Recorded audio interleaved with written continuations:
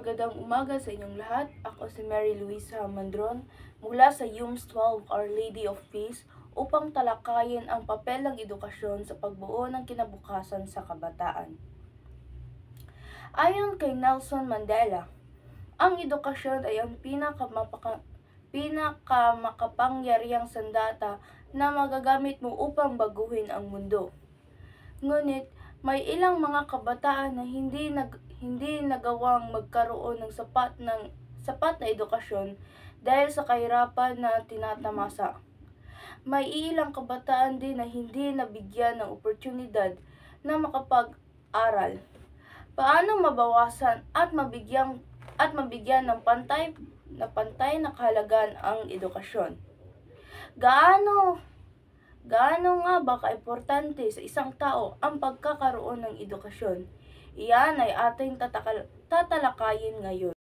Ang edukasyon ay hindi lamang tungkol sa mga aralin na ating natutunan sa loob ng paaralan o mga grado na nakukuha natin tuwing katapusan ng taon.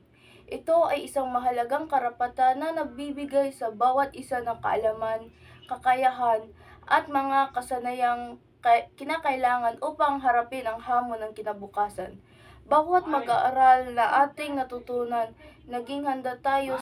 Ang edukasyon ay hindi lamang tungkol sa mga aralin na ating natutunan sa loob ng paaralan o mga grado na nakukuha natin tuwing katapusan ng taon. Ito ay isang mahalagang karapatan na nagbibigay sa bawat isa ng kaalaman, kakayahan, at mga kasanayang kinakailangan upang harapin ang hamon ng kinabukasan. Sa bawat aral na ating natutunan, nagiging handa tayo sa mas magbibigat na responsibilidad at mga malalaking oportunidad sa ating paglabas sa tunay na mundo. Sa bawat kabataan, ang edukasyon ay nagiging gabay upang sila ay magtagumpay sa kanilang mga pangarap.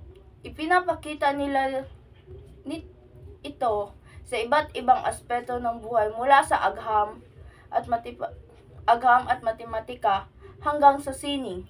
Sa pamamagitan nito, lumalawak ang kanilang pananaw at natututo silang makipag-ugnayan sa iba't ibang tao sa lipunan. Ang edukasyon ay ang disiplina, sipag na nagtuturo sa kanila. Sa bawat kabataan, ang edukasyon ay nagiging gabay upang sila'y magtagumpay sa kanilang mga pangarap. Ipinapakita nila ito sa iba't ibang aspeto ng buhay mula sa agham at matematika hanggang sa sining. Sa pamamagitan nito, lumalawak ang kanilang pananaw at natututo silang makipag-ugnayan sa iba't ibang tao sa lipunan.